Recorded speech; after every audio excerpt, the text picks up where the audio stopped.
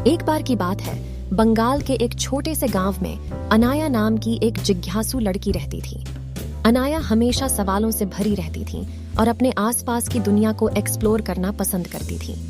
उनका प्रकृति के साथ एक विशेष बंधन था और अक्सर वे अपने दिन खेतों में बिताते थे, पक्षियों की चहचहाट और फूलों की मीठी गंध सुनते थे। एक सुनहरी सुबह जब अनाया एक जगमगाती नदी के किनारे टहल रही थी, उसने उथले पानी में एक छोटी मछली को संघर्ष करते देखा।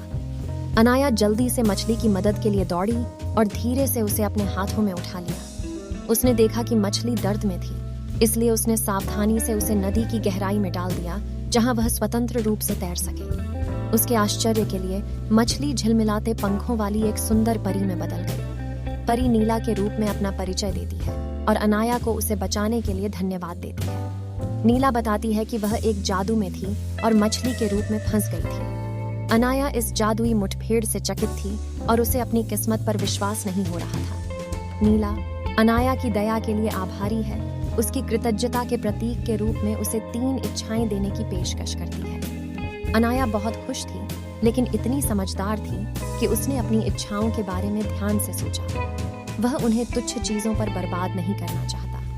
काफी सोच विचार के बाद अनाया ने अपनी पहली इच्छा पूरी की। उन्होंने कहा, मैं चाहता हूँ कि मेरे गांव के हर बच्चे को शिक्षा और किताबें मिलें ताकि वे सीख सकें और आगे बढ़ सकें।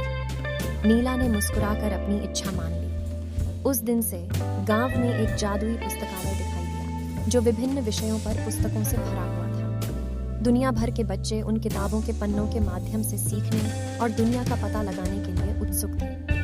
अपनी दूसरी इच्छा के लिए अनाया ने कहा, मैं चाहती हूँ कि हमारे गांव के पेड़ कभी भी फल देना बंद न करें, ताकि हमारे गांव में कोई भी भूखा न रहे। फिर से नीला ने उसकी इच्छा पूरी कर दी और उस दिन से गांव का पेड़ हमेशा प्रचुर मात्रा में फल देने लगा। ग्रामीण इस जादुई उपहार के लिए चकित और आभारी थे और उन्होंने यह सुनिश्चित करते हुए कि कोई भी खाली पेट बिस्तर पर न जाए, सभी के साथ फल साझा किया। जैसा कि अनाया ने अपनी तीसरी और अंतिम इच्छा पर विचार किया, उसने दया और करुणा के महत्व पर विचार किया।